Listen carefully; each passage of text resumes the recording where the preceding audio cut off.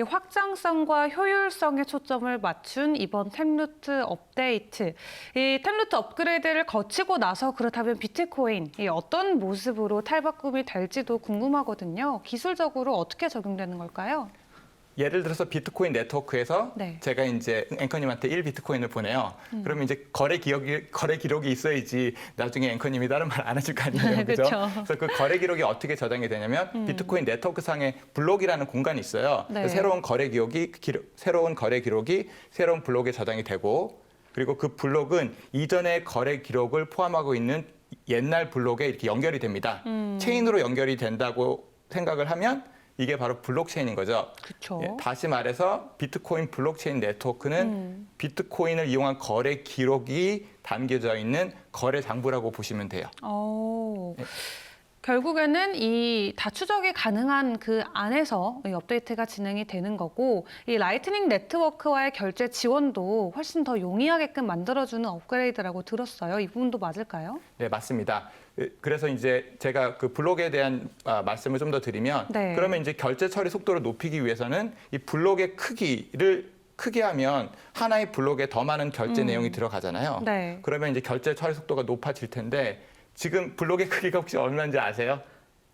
블록의 크게 뭐 비트코인 블록체인의 하나의 블록의 크기가 얼마인지 혹시 아세요? 얼마예요? 지금 쓰시는 핸드폰의 용량이 네. 어떻게 되신가요? 한 256기가인가 그럴. 256기가죠. 네. 근데 이 블록은 기가도 아니고 네. 1메가바이트입니다. 아. 블록의 크기가 굉장히 작아요. 네. 사실은 가장 쉬운 방법은 이 블록의 크기를 크게 하면 더 많은 결제 내역을 담을 수 있으니까 속도가 향상이 되는데 블록의 크기를 크게 하는 건 굉장히 큰 폭의 업그레이드예요. 네. 근데 아까 전에 말씀드렸지만 비트코인은 주인이 없는 지금 네트워크이기 때문에 이렇게 큰 폭의 업그레이드를 단행하기 되게 어렵습니다. 네. 그래서 지금 그거에 대한 대안으로 그러면 블록의 크기는 1메가로 고정이 돼 있는 상태에서 어떻게 결제 속도를 높일까 고민을 하다가 네. 야 그러면 내가 앵커님한테 1비트코인을 보낼 때 여러 가지 결제 기록이 포함이 돼 있잖아요. 예를 들어서 어떤 시간이라든지 단위라든지 정보가 있는데 그 정보를 조금 더 효율화해서 크기를 줄이면 하나의 결제 기록의 크기를 줄이면 같은 공간이지만 더 많은 그렇죠. 결제 기록을 담을 수 있지 않느냐가 오. 해서 이제 그런 방식으로 지금 템루트 업그레이드가 진행이 됐고요. 구체적으로 어떤 거래 기록이냐면 예를 들어서 앵커님께서 백화점에서 물건을 하나 사면 네. 비싼 거면 사인을 보통 하시잖아요. 네. 그래서 제가 이제 앵커님한테 1비트코인을 보낼 때도 제가 이렇게 서명을 합니다. 근데 이게 온라인상에서 이루어지는 거기 때문에 디지털 서명이라고 하거든요.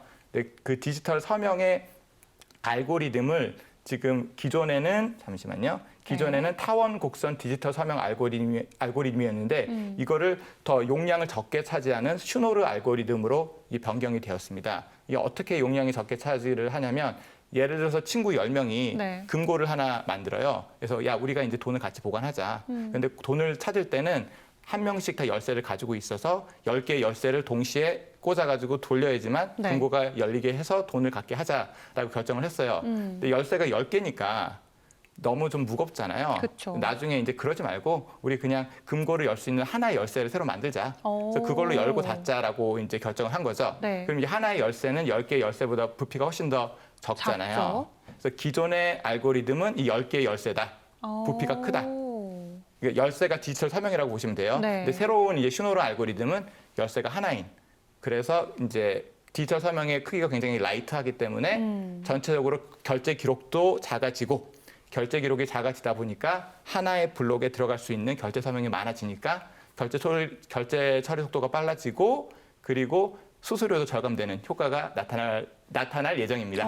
말 그대로 뭐 블록 다이어트라고 저희가 좀 이야기해봐도 재밌을 것 같아요. 맞습니다. 똑같은 거지만 훨씬 더 부피를 작게끔 해서 저장한다 이 말씀이신 것 같은데 이 거래 내역을 더 많이 담아볼 수 있는 방법으로 그렇다면 이 10개의 열쇠를 하나로 만들어서 저장한다. 맞습니다. 이런 거죠. 네. 그다음 기술적으로 이게 뭐 무리가 되거나 어떤 문제가 일어나지 않을지도 궁금하거든요. 그래서 이제 그런 부분 때문에 사실은 비트코인 커뮤니티에 이제 많은 개발자라든지 검증자 그리고 사용자들이 어떤 그러니까 업그레이드에 대한 이제 우려가 있어요. 그래서 일단은 채굴자들이 먼저 업그레이드를 실시를 하고 지금 다른 이제 비트코인 생태계에서 채굴자들이 하는 역할은 어떤 새로운 거래 기록이 나오면 그 거래 기록을 기록하는 역할을 하고 있지 않습니까? 네. 근데 그 거래를 검증하는 또 검증자들도 비트코인 생태계에 있고 그리고 실제로 비트코인을 사용하는 사용자들도 비트코인 지갑이라는 소프트웨어를 사용을 하고 있어요. 그래서